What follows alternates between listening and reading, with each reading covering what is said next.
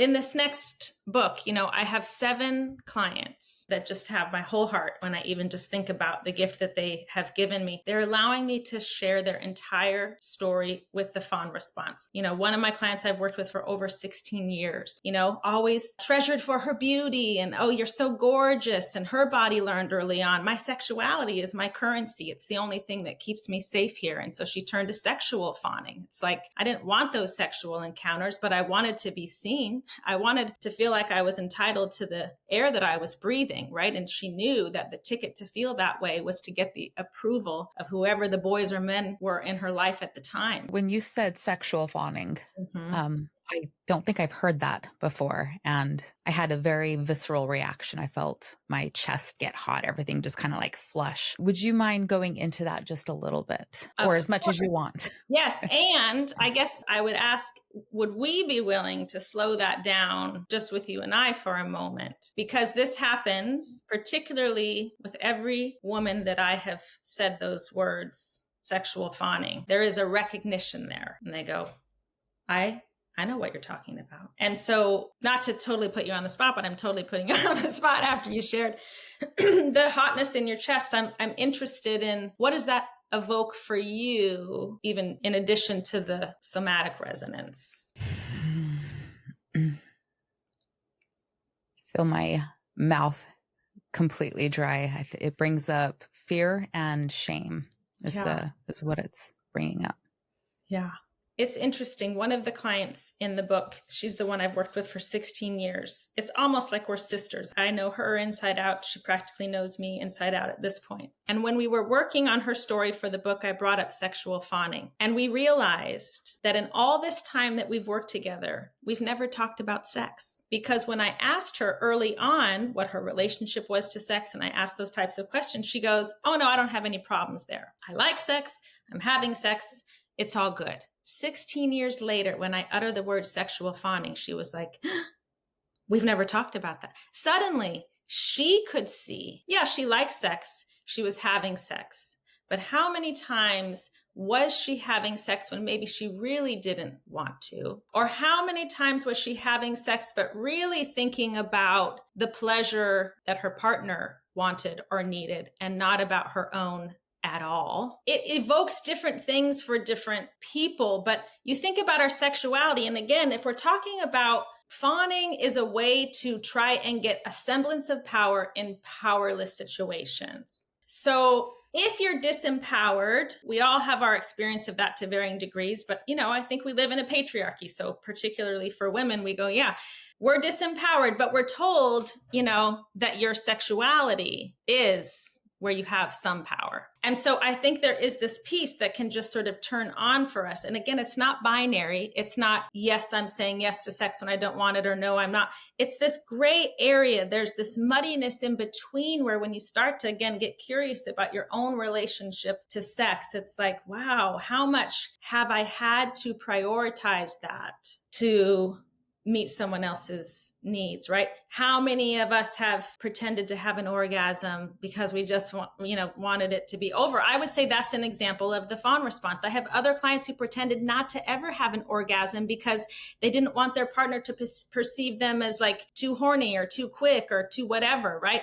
Whatever the thing is embedded in the behavior, it's sort of like, I need you to be okay. And so I'm going to do X, Y, and Z to make it happen. And where's the self-abandonment in there? Again, that's always that sort of foundational piece of it. So it happens with sex. It happens with money. No, I've got the check. Don't worry about it. We spend money if we have it, and we spend money if we don't. All of these different types of literal, and metaphorical currency are also ways that we fawn. I got it. I've got you. I'm a caretaker, right? Don't worry about it. We feel like, okay, I'm okay in this relationship because this is what I'm doing. This is what I'm giving. This is what I offer. And it has to be something beyond just my intrinsic value, because I was told that my intrinsic value was never quite enough. Let's be honest. It's big, right? Thank you for even being willing just to notice the sensation in your body, because I think that's what happens. This light goes on for a lot of people, and you start to think about everything differently.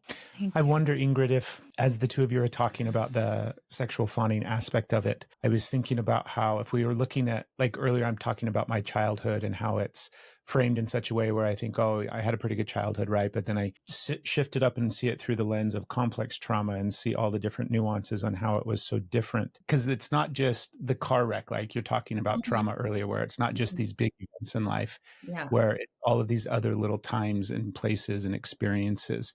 Would it be safe to say that a lot of people probably are viewing sex in that same regards, where they don't think of their sexual experiences, or they think about like their sexual relationship or their relationship to sex as being, it's okay, everything's fine. But if we really apply the lens of trauma and fawning and everything to it, turns out there's probably a bunch of trauma in all of those spaces and all of that experience. That's a brilliant explanation. Yes, because even if your trauma isn't sexual trauma, right? Again, we're talking about power, essentially. There are power dynamics in the bedroom, right? So of course it's going to play out there. This is a hard part for me because I don't want to get sidetracked. I think it's a really important, significant thing that the two of you just brought up, and that, you know, Steph, obviously you got I felt the visceral reaction when you had it, when she said it. So I'm really grateful that you spoke up and said something about it, because I was going to be like, baby, I think there's something there for you to say or speak or feel. But I also think it's important too that men, because I've talked to a lot of men, I've done a lot of men's work over the years, and I've sat in a lot of groups with men and done a lot of, you know, just being in space with men and expressing emotional things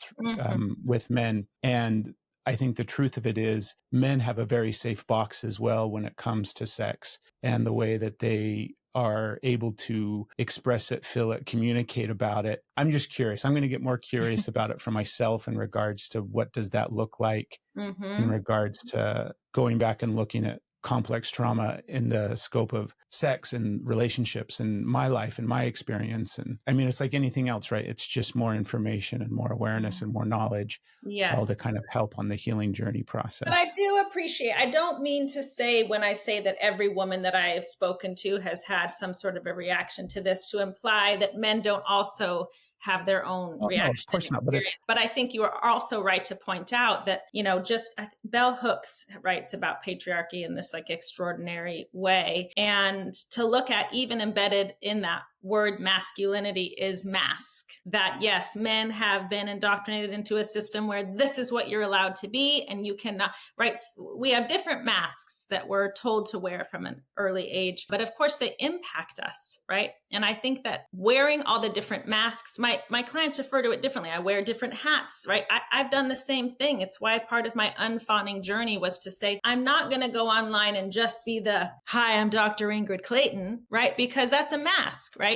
And how can I be all of me more of the time? That's the sort of unfawning journey of it. Because anytime I'm wearing a mask, I'm leaving vital pieces of myself out. That's the self-abandonment, right? That's an example of it right there. And at the same time, there's always going to be appropriate times to fawn. There's always, you know, if you're going on a job interview, you're not going to roll in your PJs, right? But it's like, where do I belong on those continuums? What feels right to me moment to moment? And that's where the curiosity can sort of guide us to. But your point about what it's like for men and how it impacts their sex lives. One of the male clients that I have in the book, can I cuss on here? I don't want to offend your... Absolutely. Yes. Yeah, we're full of cuss words. Talking about the sexual fawning, and he goes, yeah, you mean like when I'm a stunt cock? And I was like, I think that's it, right? That's the very thing. It's sort of like sex wasn't even at his own pleasure or interest. It was another way that he had to perform. And fawning also is not gendered.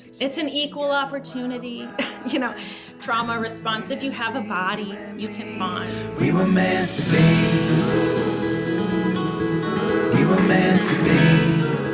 Thank you so much for listening and for watching. If you haven't yet, please take a moment and subscribe to our channel and do the whole notification thing. That helps immensely when it comes to supporting the podcast. And if you liked this one, you should probably check out some of these clips right here. See if you like those as well. Thanks for being here, and thanks for supporting the Steph and Craig Show.